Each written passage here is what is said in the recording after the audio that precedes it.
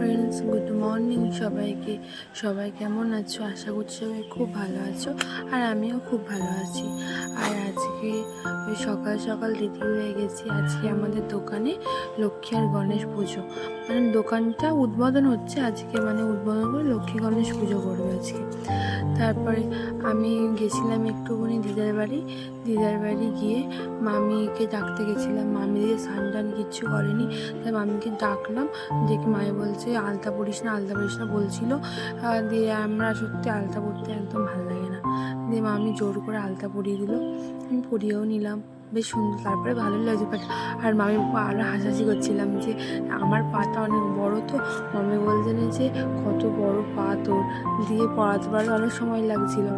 তারপরে বাড়ি চলে আসলাম, এসে আলপনা দেওয়া হয়নি, সুন্দর করে একটু আলপনা দিচ্ছিলাম।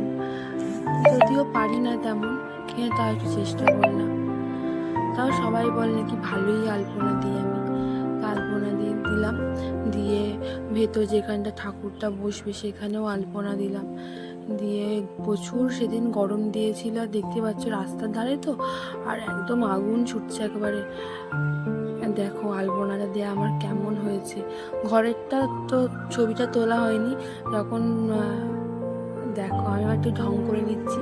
আমি কেমন লাগে, শাড়িটা আমার খুব ভালো লাগে। আমার স্কুলে যখন পড়তাম না, সরস্বতী পুজোর সময় এই শাড়িটা আমি কিনেছিলাম। সে থেকে আর পরা হয়নি, তোলাই ছিল। আর আজকে ছিল এখানে, এই বাড়িতেই ছিল, দিয়ে একটু ভাবলাম একটু পরি। তারপরে বাড়ি গেলাম। মায়ের শরীরটা খুব খারাপ ছিল, মা তো ছোটাছুটি করছে। বলছি বসো, তাও বসছে না, কিন্তু কাজটা করতেই হবে। সবাই দুপুরবেলায় গিয়ে বাড়িতেই খাবে, দিদিও আসেনি। আর আমাদের পাপান সোনা তো খুব দুষ্টু, ওর সব করতে করতে তো সময় কেটে যাবে। এবার আসবে দিদিও, রেডি হয়ে আসবে, ওকে রেডি করবে। তারপরে আমার এই মাসির মেয়েটা, ও বোনকে এনেছিলাম, দিদির বাড়িতে ছিল বোন। তারপর মা আর এদিকে রান্না করছিল, আর আমি এদিকে আস্তে আস্তে মালা গাচ্ছিলাম সব ঠাকুরের জন্য। তা আমাদের ঘরে একটা গোপাল আছে, গোপাল যেন আমাদের ছিল না। তারপরে আমার দাদার বিয়ের সময় আমাদের একটা মামা গোপাল দিয়েছে, দিয়ে মালা টালা গাঁথা হয়ে গেল। তারপরে ব্রাহ্মণ চলে এসছে, আর বাবা তো খুব রেগে গেছে, এত লেটে এসছে। আমার বাবা মানে যেদিনকে না খেয়ে থাকবে না, মাথা গরম হয়ে যায়। তারপরে ব্রাহ্মণ এসছে, ব্রাহ্মণ নিজেই গোছাচ্ছে, আর আমি আর আমার বান্ধবী এইদিকে ফল কাটছি। ফল কাটতে কাটতে তারপরে এইদিকে ব্রাহ্মণ গোছাচ্ছে, আর এইদিকে আমার দিদিও চলে এসছে, পাপানকে নিয়ে এসেছিলো। আর প্রচুর গরম তো, আর সব একেবারে গরমে, আবার কারেন্ট ছিল না। কারেন্ট না থাকায় সব একেবারে ফল কাটতে ঘেমে স্নান করে যাচ্ছি। আর এদিকে আমাদের ব্রাহ্মণ এতই গরম হচ্ছিল, এমনি জল ভেবে গঙ্গা জল খেয়ে নিয়েছে। আর এমনিতেও আমি শাড়ি সব পরতে ভালোবাসি, আবার কখনো সময় ইচ্ছা করে, এখন ইচ্ছা হলে পরি। আগে তো বিয়ের আগে শাড়ি পরতেই ভালোবাসতাম, কিছু হলে শাড়ি পরবো করতাম, কিন্তু এখন যেন শাড়ি পরতে ইচ্ছা করে না, এত গরম তো। তারপরে আজকে কি মনে হলো কি জানি, আর একটু শাড়ি পরি। তারপরে শাড়ি পরলাম, দিয়ে বাবা এদিকে তিরকাঠি ফিরকাঠি সব করে দিচ্ছিলো, আর ব্রাহ্মণ নিজে নিজে গোছাচ্ছিলো। তারপরে গোছানো হয়ে গেল।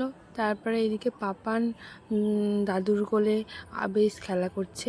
তারপরে দিদি এদিকে এসে আমার কাকার মেয়ে ভিডিওটা করছিল, আর আমি পাপানের সঙ্গে একটুখানি করছিলাম। পাপান আমাকে দেখলেই হাসবে।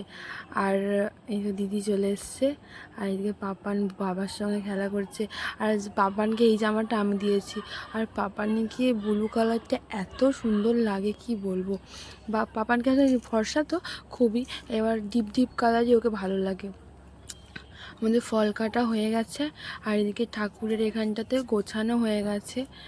দেখো কিন্তু ছোট্ট ছোট্ট লক্ষ্মী গণেশ, কারণ এই লক্ষ্মী গণেশটা না সারা বছর থাকবে, এই দোকানেই থাকবে। দোকানে একটা ইয়ে করেছে, ঠাকুর রাখার একটা ইয়ে করেছে, সিংহাসন, দেয়ালে সিংহাসন করেছে, ওই সিংহাসনটাতেই থাকবে বলে ছোটো ছোটো আনা হয়েছে লক্ষ্মী গণেশটা। আর এদিকে দিদি আর পাপান তো মানে এরকম তো কোনো দিন দেখেনি না, যে এরকম ব্রাহ্মণ মন্ত্র পড়ছে।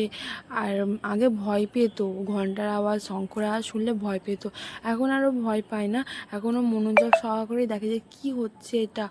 তারপরে পুজো হয়ে গেল, বাড়ি এসেছি, পাপানকে একটু গান শুনিয়ে শুনিয়ে ঘুম পাড়াচ্ছিলাম। আর আমি তো এসেই বাড়ি এসে আগে শাড়িটা খুলে ফেলেছি।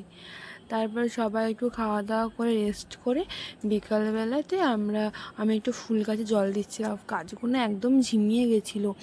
তারপরে এদিকে আমার দিদি, বড় দিদি, ও মানে ক্যামেরাটা ধরছিল, আর আমরা দুজন দুই বোনে বেশ গল্প করছিলাম। আর ওইদিকে জানলা দিয়ে লক্ষ্য করে দেখবে যে আমার নিজের দিদি ও মানে উঁকি মারছিল। তারপরে আমাকে বলছে জল দিবি না, এদিকে গাছগুলো ভালো করে জল দে। আমার তো জল দিতে খুব ভালো লাগে, আর এই গরমকাল জলে হাত দিতে কার না ভালো লাগে বলো। আর ওরা ঘরে বসে বসে ডায়লগ দিচ্ছে। আর আমার পাপান তো মানে ঘরে ঢুকছেই না, আর অল্প অল্প হাঁটতে শিখেছে, তো আর সে হাঁটাচলা করছে একেবারে, আবার আঙুলগুলো ধরছে আর নিজে নিজে একেবারে পা ফেলতে শিখে গেছে, এখন জোরে জোরে হাঁটছে। তারপরে পাপান পায়ে জল দিয়ে দিচ্ছি তো, আর খুব জলকেও খুব ভালোবাসে। আগে ছোটোবেলায় জল দেখেই ভয় পেত, আর এখন মানে স্নান করতে গেলে উঠতে চাইবে না। পাপান তো রাস্তাতেই আছে। আবার আমি উঠোনটাতে একটু জল দিয়ে দিচ্ছিলাম। এই দেখো এইটা না আমাদের পুরনো বাড়ি, আর ওইটা আমার কাকার মেয়ে, ও আবার একটু হাতে জল নিয়ে নিল। আমার জল দেওয়া হয়ে গেল। তারপরে আমি রেডি হয়ে মানে নিচে রান্না হয়ে গেছিলো, তারপরে লোকজন আসতে শুরু করে দিয়েছিল, দিয়ে আমি খেতে দিচ্ছিলাম। তার ফাঁকে একবার ভিডিও করে নিয়েছি, ভিডিও করলাম যে সবাই খাচ্ছিল। আর মেনুতে হয়েছিল আজকে, যে রাত্রিবেলা মেনু হয়েছিল যে খিচুড়ি আর ছেঁচড়া আর চাটনি, পাঁপড়, পায়েস আর মিষ্টি। আর এদিকে হরিনাম দিয়েছিল বাবা, যে দোকান ঘরে একটু হরিনাম দেবে, হরিনামও দিয়েছিল, আর সবাই হরিনাম করছিল। আর আজকের ভিডিওটা এইটুকুনি। ভিডিওটি ভালো লাগে like, comment, share and subscribe করে দিও। ভিডিওতে কোনো ভুল ত্রুটি হলে ক্ষমা করে দিও। টাটা।